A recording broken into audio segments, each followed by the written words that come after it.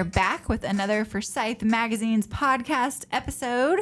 And today we have a very special guest. We have Robert Grand, the Director of Marketing at Sawtooth. Hey, Robert. Hey, how's it going? Thanks for having me here. Yeah, thanks for coming on today. Yeah. So before we started recording, we just learned that Robert is pretty much brand new to Winston.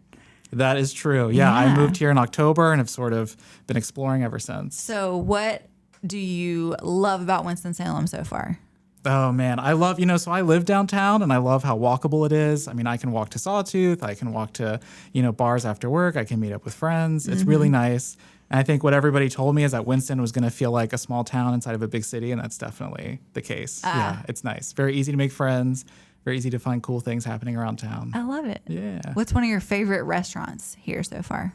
Oh, man, that is so tough. I mean, many good ones. Yeah, I'm right by Moselle's, what I know is like everybody's number one, but I feel very lucky to be right around the corner from that. Yeah, that's a good one. There's tons of good ones. I can't wait to see what they do next. The new spot over, they're opening a new spot where the powder room was. Oh. They're actually putting a restaurant in there because they have that lovely outdoor seating area. Oh my goodness, that's exciting. Well, you made a good move to move downtown. Yeah. That's a good spot. Because, there's plenty of really cool neighborhoods surrounding, but it is cool that you can just walk everywhere. Yeah. Yeah. So before we started this, too, I asked what specifically brought you to Winston-Salem. Now, I know your job. You said you took this job so you could come here, which made me go, okay, so, I love my town, right? Yeah. But why here? Yeah, I think to tell it very quickly, I was up in New York City for 7 years. I grew up in South Carolina, moved to New York City after college, really loved my time up there, kind of, accomplished a lot of things, fulfilled a lot of goals, but really just wanted to be closer to family, closer to, the places I grew up, all that sort of thing. So I have some family outside of Charlotte. I have some in Western North Carolina, Greenville, South Carolina, where I'm from. So in looking at coming back, I was in Western Carolina for a bit. And then when this job popped up, I was like, oh, it's perfect. It's a craft school. It's in North Carolina. I can stay in this area. I can be in an actual city. I was in a very small rural community. There was no Target. There was no Publix. I know all the great things. That's hard. Yeah. So talk about, not walkable, but also not even. Especially going from New York City to that. Yeah. So that was like my big change. And now this is like, okay, I'm getting back into civilization a bit. Yeah. And it's really nice. What did you do in New York City? I was working mostly in the art world, so I was working for art galleries and their communications, and started working for a PR firm that was focused on art, architecture, design. So that Sawtooth is a great fit. Yeah, and again, I love that Sawtooth. Again, it's open to beginners, and it's open to advanced students. We have something kind of for everybody. Yeah, so Sawtooth has been around for a long time. So most people who are in the Winston area have definitely heard of it. But give us like a elevator pitch for if someone just moved here and they had no clue what Sawtooth was. How would you explain it to them? Yeah, I'd say, Sawtooth, it's a real community art school. We have offerings for people of, all ages, all backgrounds, all skill levels. I think in talking to people from Winston, a lot of them remember going to summer camp at Sawtooth, or they remember taking a pottery class. And what I try to get at is that it's so much more. Not only do we have 11 studios from woodworking to jewelry to photography and everything in between, we do a lot of sort of, I don't want to say hidden work, but work that doesn't always get the spotlight. We have this incredible art and wellness program that's about to celebrate 10 years, and that is literally going into hospitals around Western or Central North Carolina to do, art projects with cancer services, with Trellis hospice care. A lot of that stuff that I think doesn't get the sort of glitz and glamour of being downtown and being in this building, but is really important to what we do as a school that tries to, serve everybody. Yeah, because really anybody can sign up for a class. Is that right? Yeah, there's no application, there's no admission. We have registration fees, but there's no, test to see if you can make a perfect coffee mug the first time. If you're not artistic enough, you're not allowed. Yeah, and that's, Sawtooth right now, what's so exciting is our executive director, Lauren. She's from Habitat for Humanity and the YMCA. She calls herself not an artist, but there's something for her, and she's made a lot of really great pieces in her That's awesome. time here. Yeah, going to a pottery class at Sawtooth has been on my bucket list for a long time. I think that'd be a fun little date night. Yeah, thing to do. absolutely. Yeah, we have these Taste of Art workshops, which are Friday night from 6 to 8, and that's really what it's meant to be, just sort Okay. of a date night or kind of a girls' night, a way to bond. Yeah, we've Yeah. got ceramics. You can make jewelry. You can make bracelets, rings, and there's all kinds of stuff. Awesome. So Sawtooth is right downtown. Mm-hmm. And you guys also have summer camps, right? We do. We have summer camps for ages 6 to 16. So we do have youth classes, all year round. And summer camp is sort of when everybody takes over. The kids take over every studio. The whole building Yeah. just transforms into, a big art playground for everybody. So are the summer camps like day camps or like they last for a week? How long are the camps typically? Yeah, we split it into AM and PM sessions. So Okay. the class will be a week long, and you can either come in the morning or afternoon. This year, if you do both, we do have an aftercare option. So you can do, if you a little bit in the morning, a little bit in the afternoon, and then we have sort of a lunchtime in between. Yeah. So summer camp registration is still open, I would assume. Yeah, Sure. summer camp registration is still open. There are not many spots left. Okay. But there are a lot of exciting classes kind of across the board. We've got some Yeah. good painting classes. I know there's a few jewelry classes left. Okay. Yeah. Very cool. I'd say it's not too late if you are scrambling with summer plans. Yeah. There's no ceramics, there's no crochet. Those are very popular. Ooh, crocheting. So, okay, these summer camps are obviously just for kids, but the other classes, if you're an adult like me and you want to sign up for a class, can you just go on your website, I assume, and see the schedule and all the different offerings? Yeah, our website, we've got it divided up in 2 ways. So you can just look at every single class if you just want to, if you have no idea, want to try your hand at anything. And we also organize it by studios. So if you do want to take that ceramics class or look at something specific, you can narrow it down that way. We open our registration quarterly. So, winter, spring, summer, and fall. Okay. So right now on our website is spring Sounds classes. like a song. We'll make it one. Right now, we've got spring classes, which run up until June, and then May 15th, we'll open up classes for summer, which is July, August, and September. So you offer classes that, like, you offer one-off sessions, but also classes that are several weeks long? Yeah, there's something in every format. So again, we have these Taste of Art workshops, which are like little date nights, and then we'll do maybe full day workshops, so it's all day on a Saturday, or it's a few days in a row.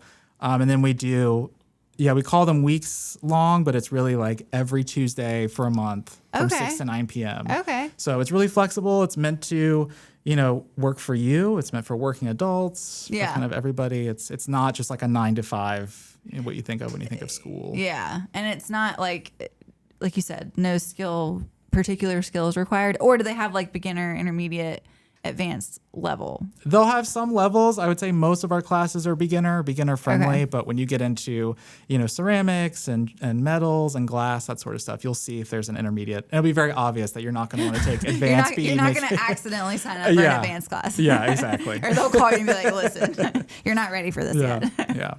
So, yeah, I didn't even know they did metals and glass type stuff.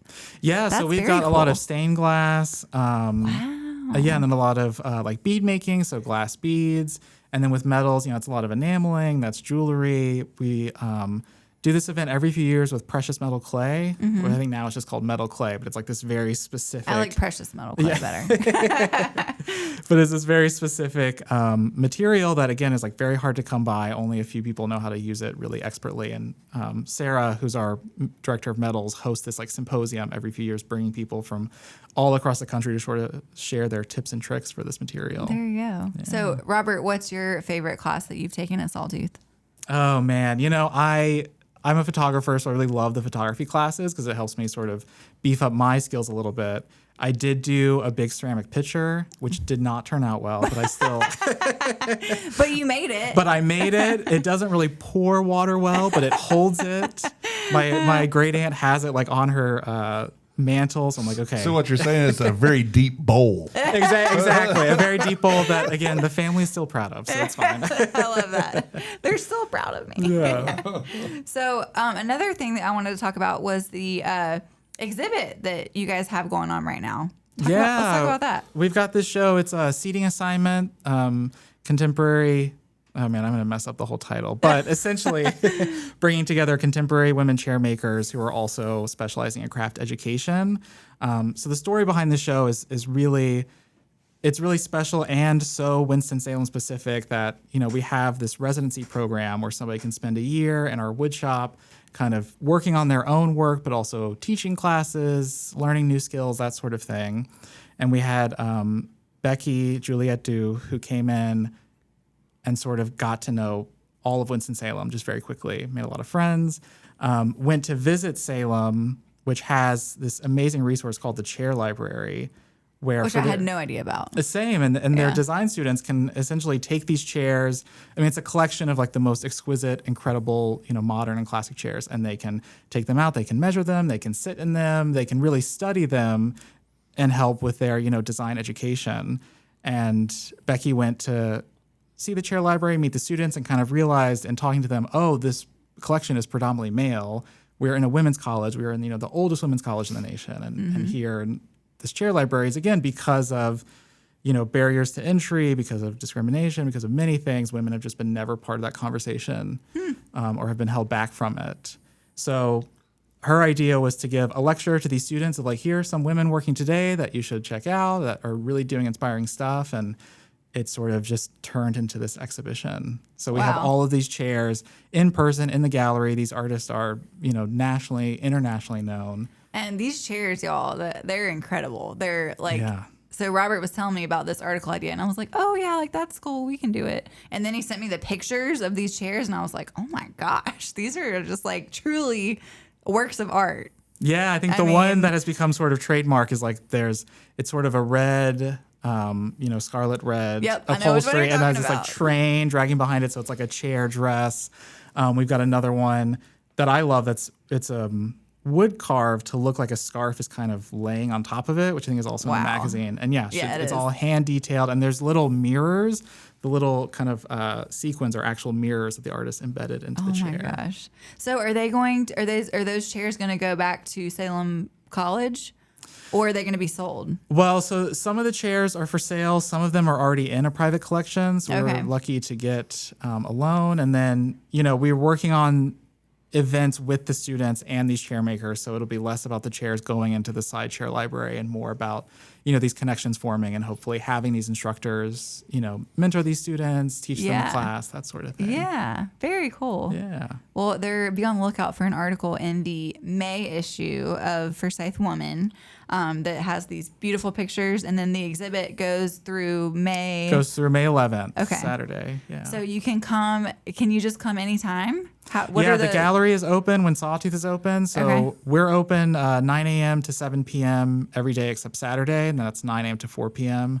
And then we're closed on Sunday. Okay. But yeah, the building is open. So worth a visit for sure. Yes, absolutely. Yeah, I need to get out there before it ends. Yeah, and then the big kind of red palace chair that we're talking about is made by Annie Evelyn, who's coming to teach a class at Sawtooth later this fall. So we'll be announcing that pretty soon, but that's a little... That'll get full quick. Tidbit. Yeah, exactly. Yeah. So, Robert, last question before we kind of wrap things up. What drew you to Sawtooth? And how did you even hear about it? And what made you say, oh, yep, I want that job. I want to work there? Yeah, well, great question.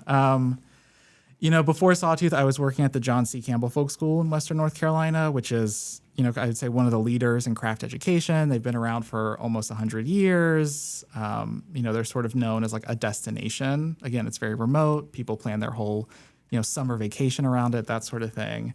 And it was really exciting, and I loved the programming that was going on there. And but it just felt like, again, it was a lot of that summer camp vibe, and I was looking for something really community oriented. Yeah.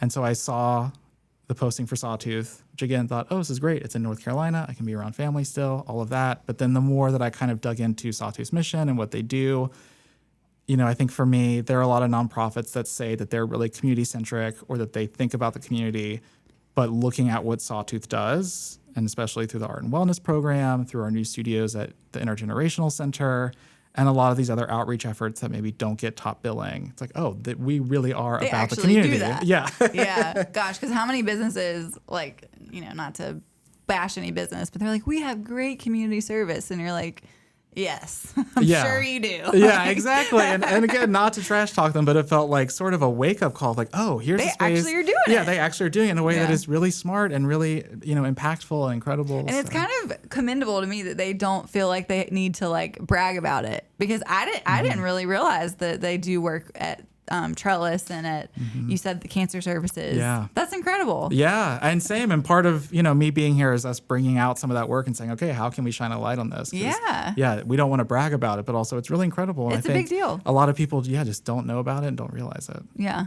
So, Robert, how can we learn more about Sawtooth? What's the website, social media, all that good stuff? Yeah, so our website is just sawtooth.org. Super simple, easy. And then we're on Instagram and Facebook as @Sawtooth School. So yeah, I would say follow, sign up for our newsletter, all that good stuff. So you can sign up for a class. Yeah, and again, summer registration opens May 15th. That's right you around go. the corner. We always say those registration days are the best time to get into a ceramics class and some of the other sort of high demand classes. Okay. Yeah. I would imagine the ceramics is probably very high demand. It fills up very quick. So Yeah, because there's nothing else like that around here. So that's where you got to go. Exactly. Awesome. Well, Robert, thanks for coming to chat with me and Yeah, thank you. teach Thank me you. more about Sawtooth. I love it. Yeah. Hey, thank you. And as always, you can find Forsyth Mags online, forsythmags.com. You can click on any of our publications from there and read our content. And then we are very active on social media at Forsyth Mags, MAGS, on Instagram, on Facebook, on all the things. And that's a wrap for today. The views and opinions stated on this podcast are solely those of the contributors and not necessarily those of our distributors or hosting companies. This podcast is copyrighted and cannot be reproduced without expressed written consent of Forsyth Magazines Incorporated. Ooh, that's a mouthful.